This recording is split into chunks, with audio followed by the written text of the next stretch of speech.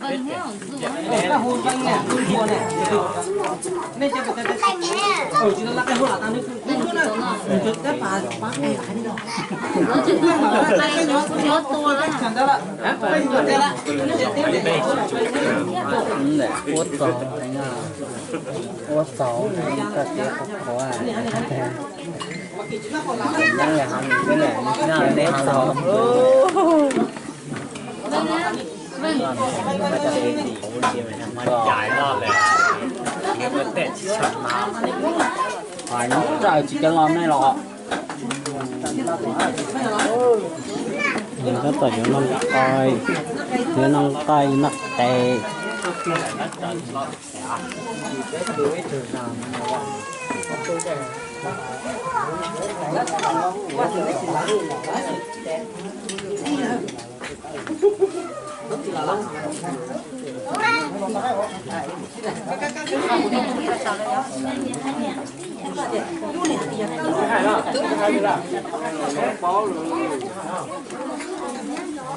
đó chắc là thì tập cái tổ chơi cho bắt tên này Nhây bằng thì á. bảo chơi chúng thì có dấu cho ăn chia thì cả Chỉ mày vúa mày bao nhiêu vúa non mà. Không, có dạo nữa chơi, giờ là dạo nữa cả. xếp sẽ Mình ta cái giọt chính là đây. Nó có dùng thì làm nên nó này ổn đây thì hư. Nghĩ gì nên nó này ổn đây là hư.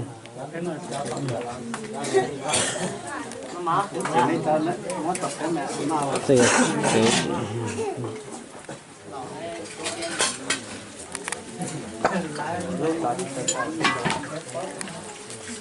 chợ nó lên nó xưa.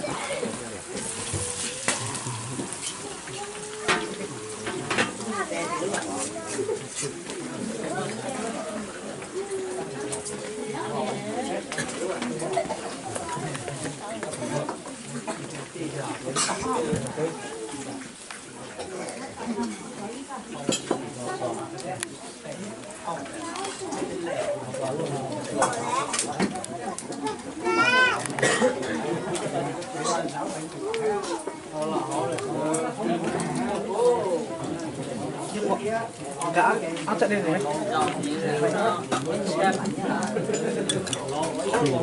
Nó có trong đó nó sẽ hai chữ trẻ trẻ này. Hai chữ trẻ trẻ và hai chữ trẻ trẻ ra đi.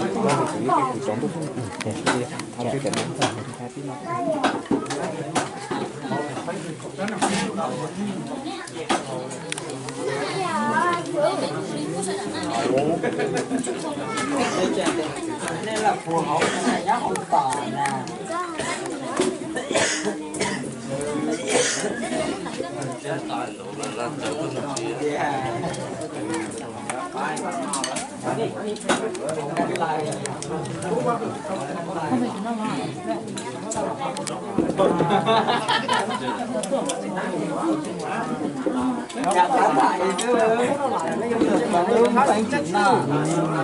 Đó nó là tao tao cũng xì xì này đi, xì xì đi.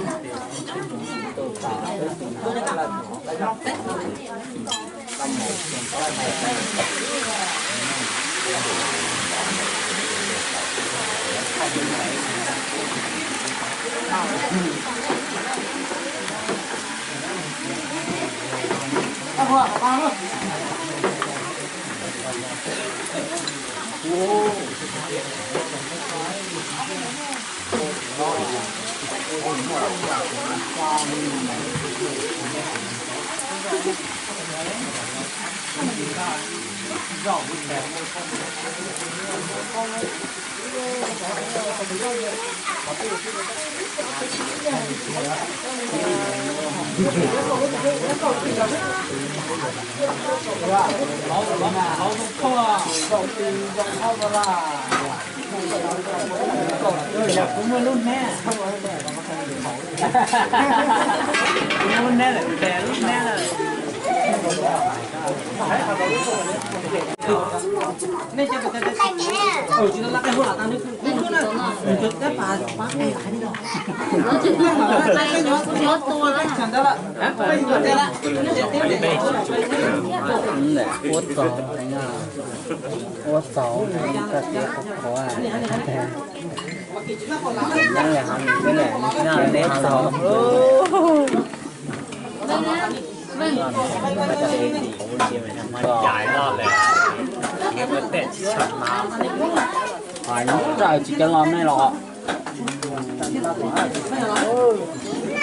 nó tỏi nó coi nó coi nó tè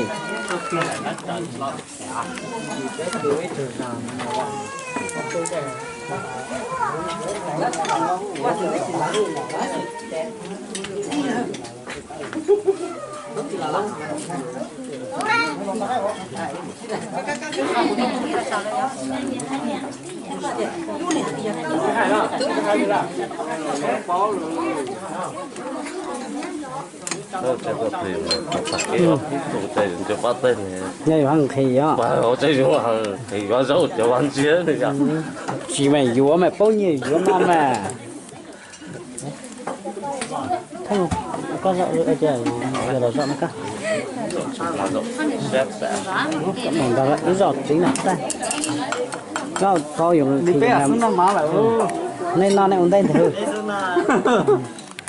ít gì nên non này ổn định rồi thử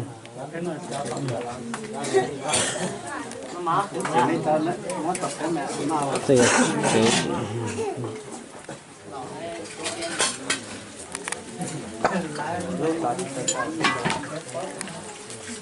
chuyện nó lên nó xưa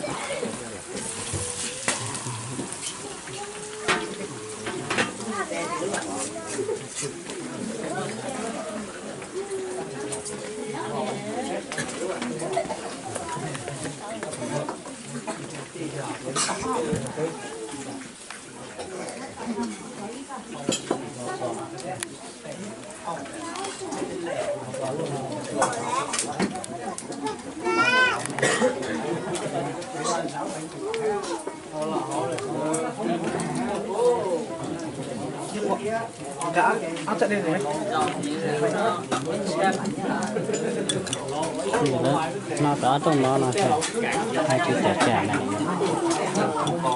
hai chữ tẻ trà và hai chữ tẻ trà này đi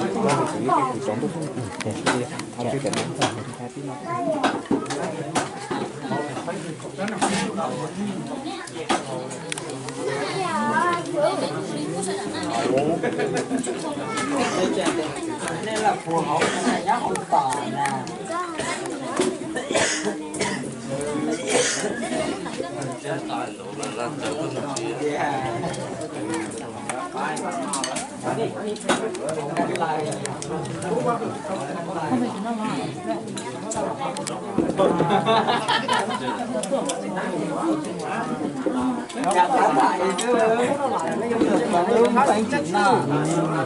nó lúc là tao tao cũng xì xì này đi xì xì đi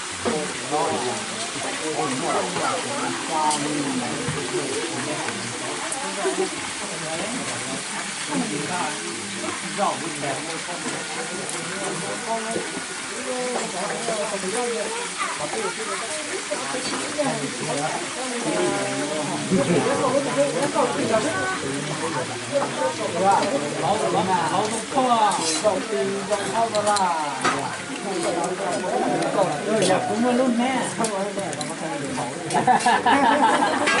luôn nè là đè luôn nè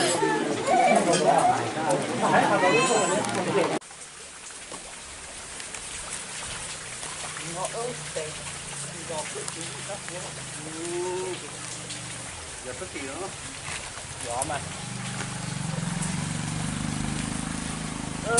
khâu cứ để đồ lù nó này yếu mua chứ nữa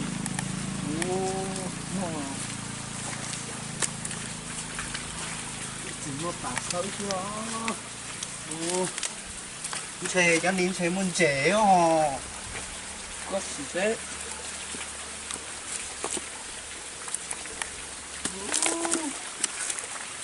là từng có chế mua nữa mua thôi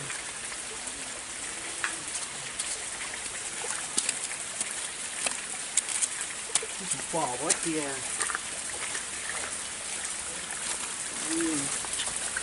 chị đâu sẽ cục bỏ đất của đốt kỳ thế nào ô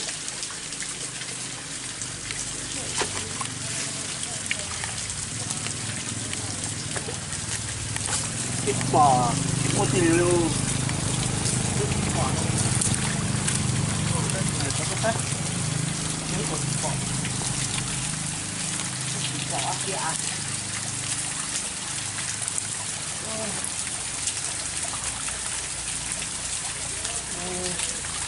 thì lùn này nó mất lùn nó thịt mua ô có món lắm để cho cái ô vậy thịt cái tao sắp xỉ nó tới hệ kiểu mua chả chỉ lọt tèo mua ô nó chỉ muốn nó mà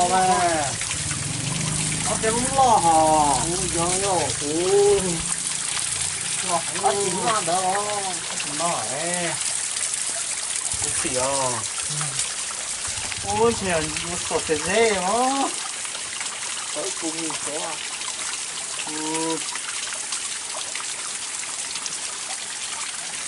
cái thịt bò mua đi luôn thì nó cổ cho phải nhỏ quá có gì sao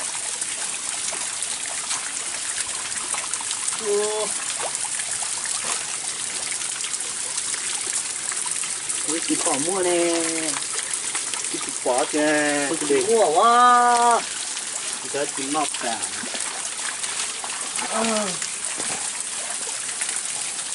cá nhỏ chim lợn không hả dễ rồi nhỏ cá nhỏ chim vô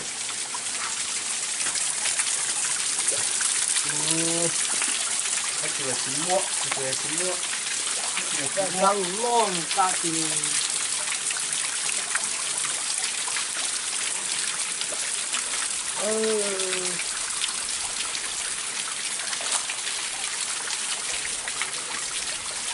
bỏ ra nhiều nọ thế à cái gì mua ở kia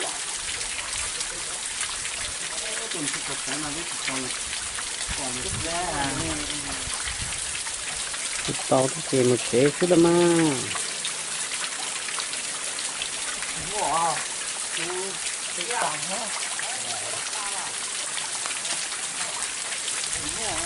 cái gì mua cái thế đó mua đồ mua thế